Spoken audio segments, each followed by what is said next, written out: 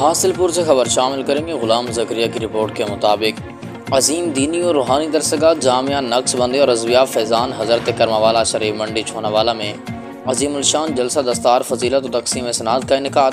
جس میں خصوصی آمد و بیان دعا حضرت قبلہ پیر سے طریقت رہبر شریعت سلطان المشائخ پیر سید محمد نبیل الرحمن شاہ البخاری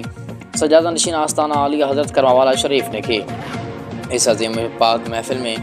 سرپرستی یادگار اسلاف حضرت علامہ مولانا مفتی شفیق رضا نقش بندی، جبکہ خصوصی خطاب پروفیسر ڈاکٹر حافظ غلام محی الدین نے کیا۔ نظامت علامہ ڈاکٹر حافظ محمد وقار الدین نقش بندی نے کی، جبکہ نعت شریف علامہ طیب یعقوب قادری چشتیہ نے اور علامہ محمد رمضان فریدی آف حاصل پور نے پیش کیے۔